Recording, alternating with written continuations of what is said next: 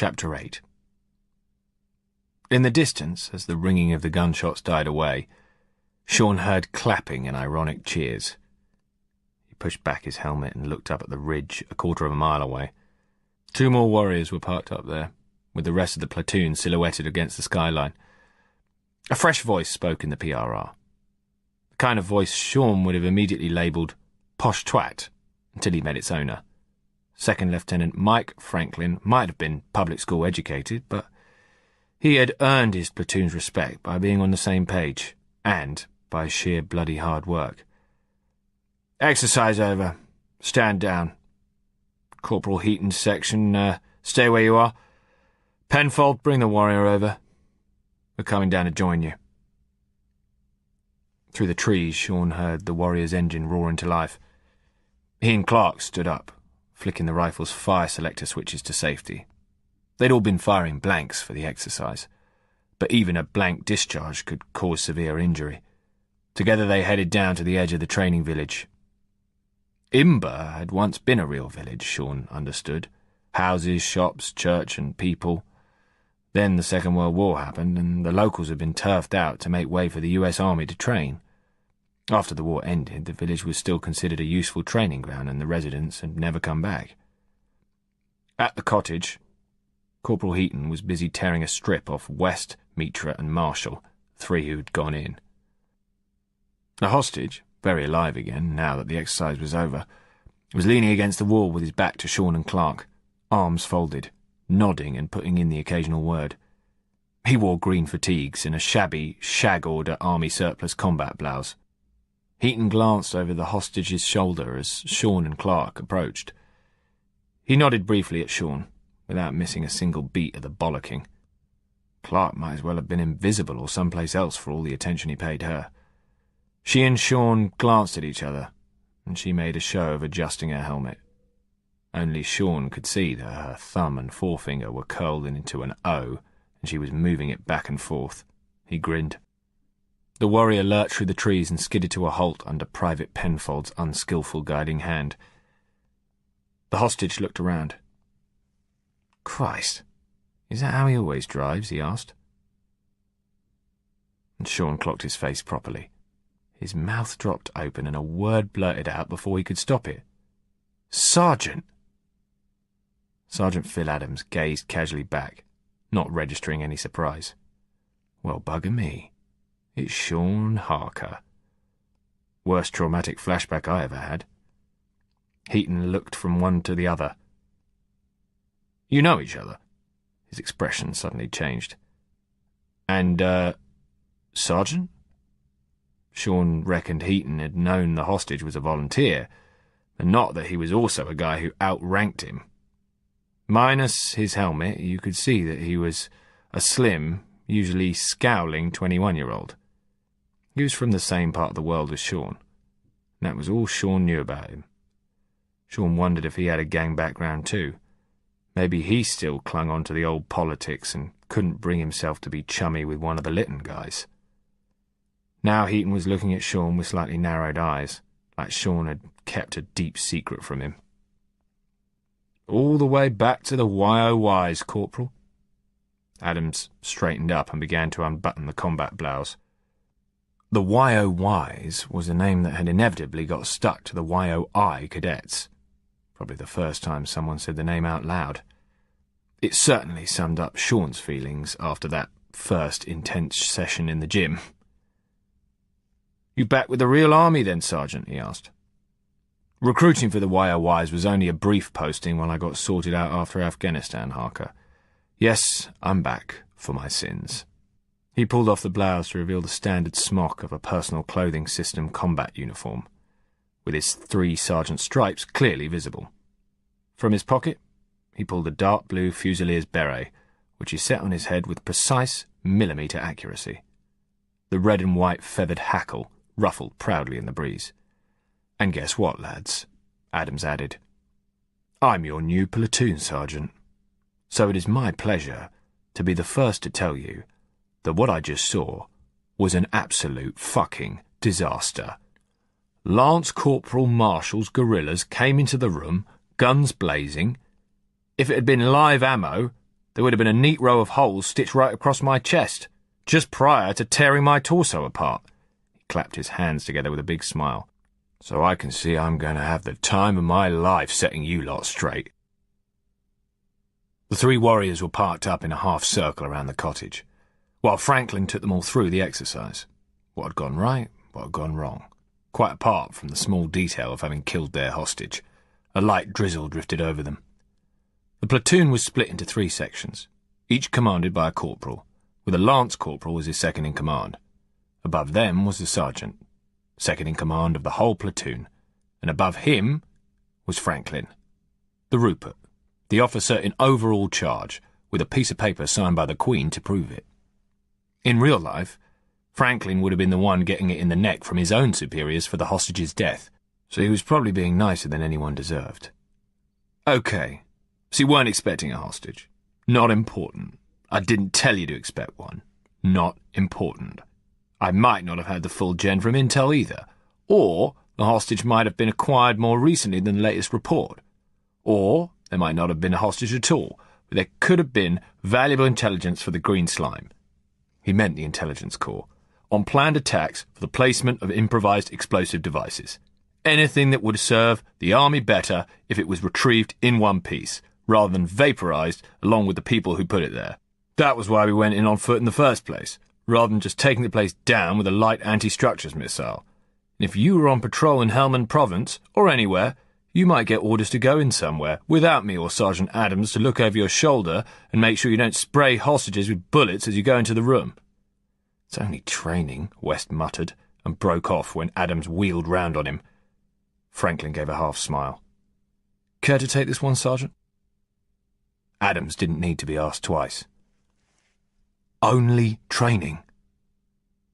Did I hear you say, private whose name I won't bother asking because I will then have you forever pegged as private whoever who says fuck stupid things? There's no such thing as only training. It's only ever one step away from the real thing. You train hard to fight easy, because if you train easy, then you fight hard and you die.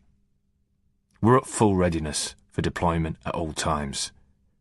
We may have bugged out from Afghanistan, but it doesn't mean that some other pile of shite isn't going to come and land on us anytime soon. IS, said someone. IS, Adams agreed. Who would just love you lot to crop up in a home movie on their Facebook feeds. Meanwhile, the Russians are getting arsey again. Christ only knows what's going on in Asia, and an Italian gave my wife a funny look the other day. There was a ripple of slightly nervous laughter, dented by his obvious sincerity beneath the joking. It'll happen, lads. Attacks on the continent, foiled plots in our own country. It's just a matter of time before it all blows up in our faces. Silence hung over the platoon for a few seconds, before Franklin asked, Any other questions? He surveyed the assembled platoon. Mitra put a hesitant hand up as far as his shoulder, then seemed to decide, what the hell, and thrust it into the air. What is it, Private Mitra?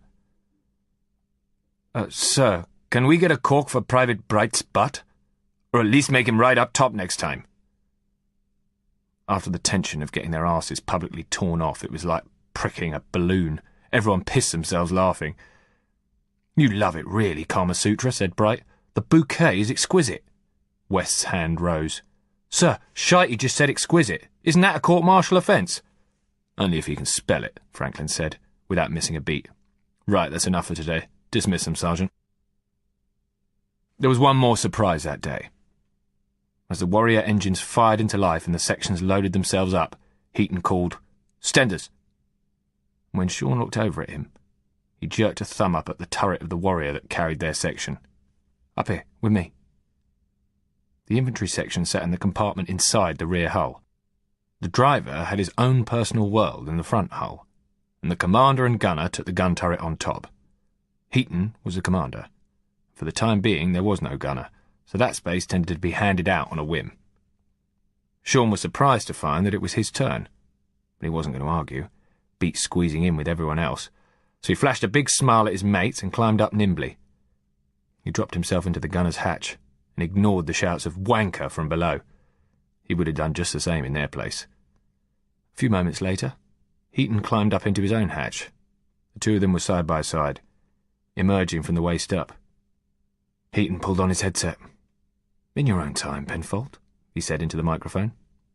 The warrior lurched into motion and followed the others along the rutted tank tracks that crisscrossed Salisbury Plain. This was the Army's training ground in the south of England, a world within a world that civilians could only know from looking at Google Maps. For a few minutes Heaton just leaned his hands against the coaming of the turret, looking out across the rolling grassy landscape. Then he pulled the microphone down from his mouth and put his hand over it, so that only Sean could hear him. "You never said you were in the YOYs?" Somehow he made it a question. Sean looked at him sideways and shrugged. "You never asked." Technically, that was giving lip to a superior, but Sean reckoned there was enough informality around, and a small enough gap between their ranks that he could get away with it. Truth to tell, no, he hadn't mentioned that bit of his past. He appreciated that in the army no one leaned on their mates to get their life stories. The YOYs had been his way of leaving the past behind, and that was where they belonged. "Right," Heaton said softly. His mouth twitched into a faint smile. "So what were you in for?" Sean drew his head back with a frown. That was a bit like asking, "When did you last have a wank?" No one's business, and not something he had to answer. "Okay, I'll make it a little easier for you," Heaton said, maybe guessing why Sean had hesitated. "Breaking and entering, me, Feltham. Of course, we didn't have any cadets in my day. Had to work ourselves out the hard way." His eyes and his smile had narrowed. So Heaton had been in a YOI too. Sean still thought it was none of his business, but okay, he appreciated the confidence. "Taking without consent," he said. "Burnley." "Wow, ain't we a pair then? Bad lads together, that's us." Heaton paused, frowned. But the sergeant... There was just a hint of uncertainty in his voice, and Sean burst out laughing. "Hell no, no way. He's straight up, straight as they come. No, he was just in the YOYs for..." He paused. "Well, I don't know, to tell the truth. I mean..." And it was then that he remembered Adams hadn't always been as straight as they come. He had heard it from the horse's mouth and seen the evidence in his tattoos, but he wasn't going to say it. It was Adams's story to tell, not his. However, Heaton smiled grimly. He said it himself. Makes jokes about traumatic flashbacks. Said he was getting sorted out after Afghanistan. Reckon our sergeant has had a touch of trouble. He tapped his head and whistled. Sean scowled. The chance to ride up in the turret was getting less and less enjoyable. "Is that important?" "Just like to know what I'm up against." "Why are you up against anything?" Sean said it before he could think. Heaton looked at him coldly, then suddenly smiled. "You're totally right. I'm out of order. Wouldn't want anyone talking about me like that. Just old habits. Shit, you know what I mean. In the, let's say in the old days, you had to know what was out on the streets, unless you wanted to get shanked. So I basically like to know everything. What I'm getting into, who I'm with. Don't rely on anyone else to get it right, even if they have got 3 stripes on their arm." Sean didn't want to make an enemy of the corporal, and he could certainly relate to that, so he breathed out. "Yeah, damn right. It's good to talk to someone who understands." A pause, then Heaton barked a harsh laugh. "I mean, there was this time, I was with this mate, Eamon, and we accidentally wandered off our turf. He was only in the frigging yardies on the next patch, right? Kind of sensitive about wandering white boys. I think they could see we were just kids, so they didn't take real offence. They just wanted to scare us, but they had us surrounded and they asked our names, and Eamon was just getting them more and more pissed off every time he opened his mouth, and neither of us could understand why, until I clocked it. They thought he was taking the piss out of their accent. Every time he said his name, they thought he was saying, 'Here, man.' Yeah?" Sean snorted and laughed. Sounded exactly like the neighbourhoods he had known, and some of the people. "Well, you know how I got my nickname. Heaton was outraged when Sean told him. No fucking way do you sound like some ponce actor pretending to be a cockney. Bloody yokels don't know a proper accent when they hear it. I knew this guy once. The convoy of warriors rolled up to the depot, with Sean and Heaton laughing together like old mates. Whatever else you did in the army, whatever else was going on, whatever other plans you had, in the absence of an all-out invasion by enemy forces, your kit came first. Your uniform had to be pressed. Your boots had to be sparkling. Your weapon, your kit, yourself. That was your order of priority. But after that, if you weren't on duty, or bivvied out on the plain, your time was your own. And that was how Sean came to be sitting behind the wheel of Clark's bright red Cosworth, parked with the bonnet up in one of the spaces outside the barracks where they both lived in single living accommodation, in ensuite rooms costing all of £58 per month, all bills included. The Cosworth was hardly recognisable as the car it had once been, thanks to spray jobs, body kit, roll cage, massive performance upgrades, and a sound system that would put a nightclub to shame. Sean grasped the steering wheel in both hands and breathed in the perfume of the leather seating, while the engine throbbed gently in the background like an animal that would be severely pissed off if someone woke it up. Gaz, mate, you should be here, he thought. He still sometimes, but only sometimes, thought of his old friend. And at least he could do it now without the feeling of a knife going into his heart. "OK," Clark called from behind the bonnet. "Give it a tap." Sean trod gently on the accelerator. The engine's throb slid rapidly up the scale from barely contained threat to dangerous to "the fuck do you think you're doing?" Nice. Been a long time since he'd sat behind the wheel of a car, pumped the engine and felt the machine respond to his demands. Once upon a time his reaction to a car like this would have been to nick it. Then he would have driven it to within an inch of its life and probably dumped it in pieces, ruined. Unless, of course, he decided to hand it over to Gaz for stripping down. There were moments when he wished he could go back in time and to meet his younger self and smash the little prick's face in. A car like this deserved to be cherished. He wondered if he would ever get the addiction to motors out of his system. Maybe when they let him drive the Warriors. "OK," Clark shouted. There was the tiniest change in the note of the engine. "That's it, thanks."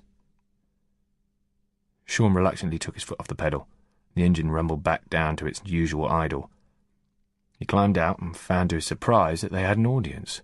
Corporal Heaton, in civvies, stood a short distance away, hands thrust into his pockets. "Nice car, Stenders." "Thanks, Corp," Clark said. "Mind if I have a word?" Heaton said. Yet again, Clark might as well not have been there, which struck Sean as bloody rude. He and Clark looked at each other, but she diplomatically rolled her eyes and buried her head in the engine again. "Sure." He wandered over and looked quizzically at Heaton. The corporal looked slightly embarrassed. "Say, this is going to sound kind of weird, but, you got any plans for the weekend?" And then, just as Sean was asking himself in disbelief, "Is he trying to chat me up?" he burst out laughing. Shit, that sounded like a come-on, didn't it? I wasn't meant to. I'll try again. "On the total understanding that we're both 100% straight, have you got any plans?" Still weird, Sean thought. And of all weekends, this wasn't the best one for Heaton to decide they were suddenly going to be mates. Sean didn't want the corporal declaring that they were going to hit the town together. "Yeah," he said. "Saturday I'm heading into London." "OK, that's cool. But, Friday evening?" "Reason I'm asking, my girlfriend's coming over, and she's got a college friend staying with her, and they're both from our old neighbourhood too, and a friend's going to be at a loose end unless..." Sean's eyes went wide. "Are you trying to fix me up?" "Well," Heaton flashed a grin, "unless you've got other plans." Sean was still inclined to say no thanks on principle. He had never needed to be set up with a girl before, and he didn't want to start now. On the other hand, someone like Clark would only ever be a good mate, and it had been a long time. A long time since Sean had got the chance to be with a girl, 1-to-1, instead of shouting over the noise of half a dozen pissed squaddies in the pub. "Yeah, okay then. So, how do I get to yours?" Heaton gave his shoulder a friendly punch. "Be at the gatehouse, 1800, Friday evening. I'll give you a lift." Sean went back to the car, still wearing a slightly puzzled frown. Clark looked up at him from the air filter she was unscrewing. "Did I just hear you get fixed up on a blind date with the corporal's girlfriend's girlfriend?" Yeah, I think you did." "Well, enjoy. And if you can't be good, be careful." She laughed when he gave her the finger. Another of the many things Sean had learned from the army was to be punctual. He was at the gatehouse at 17:55 Friday.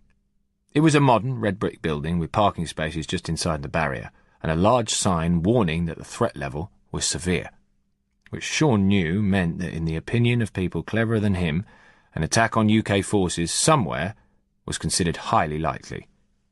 The sentries were taking it seriously. The barrier was down. Every incoming driver had to produce ID before it went up for them. Every now and then a car would be picked out at random to pull over into the spaces so that they could check under it with a mirror. Bonnet and boot would be popped, and a dog would be sent in to sniff for the chemicals associated with explosives.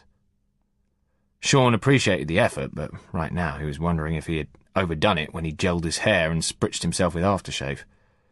Heaton was waiting for him, leaning casually against a metallic blue Subaru Impreza, 4-wheel drive, 2.2-litre engine, and a hood scoop to feed its greedy oxygen habit.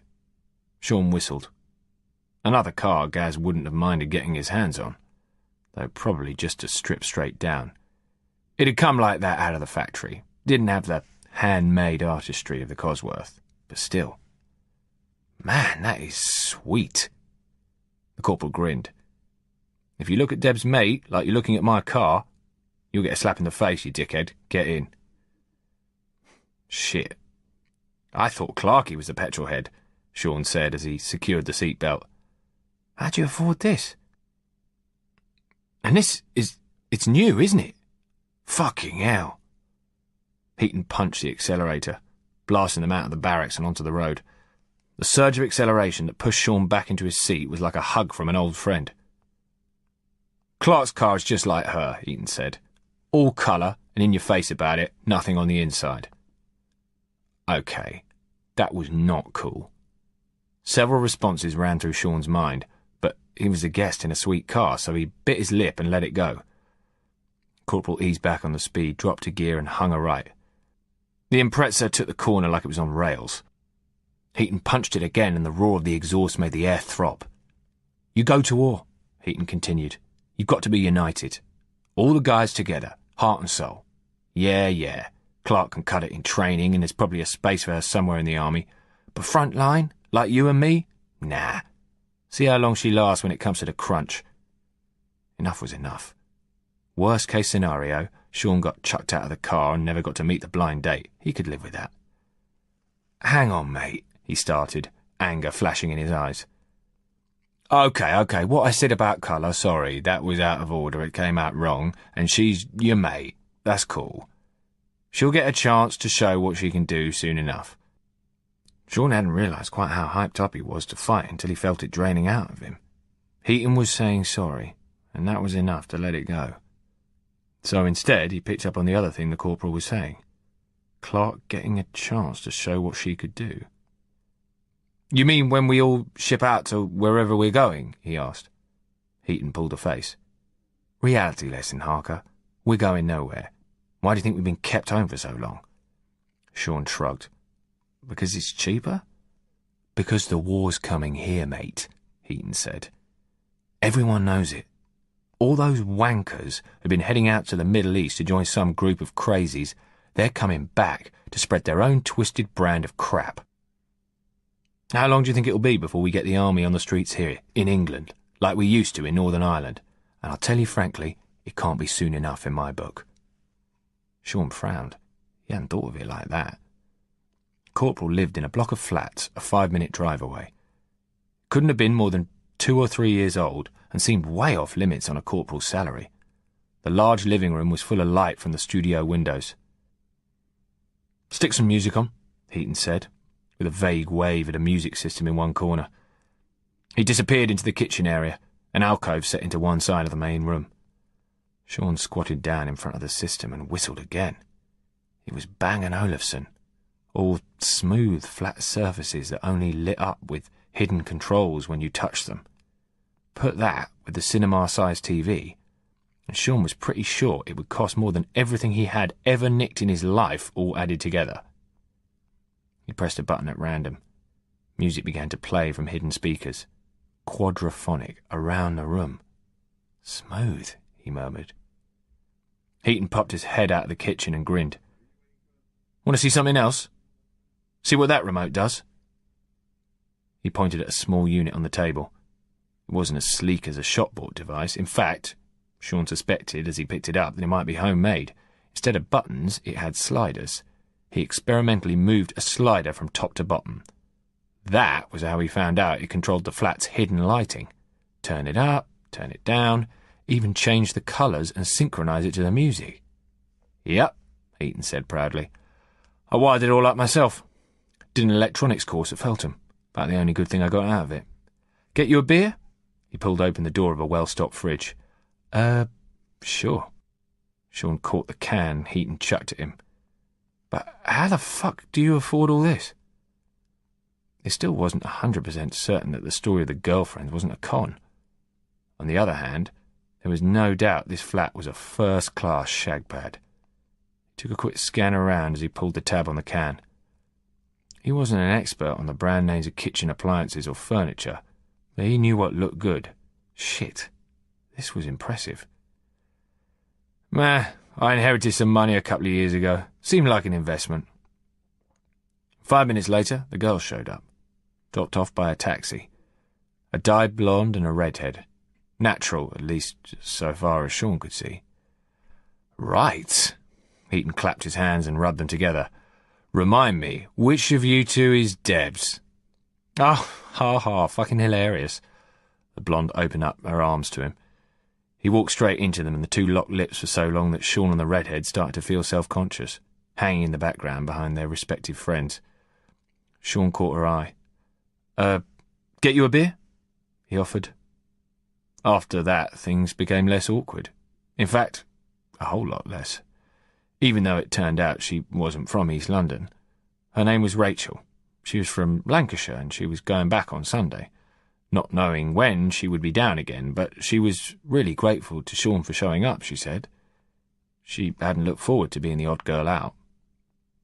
All this came out in chat while they knocked back their beers and waited for the pizzas to arrive.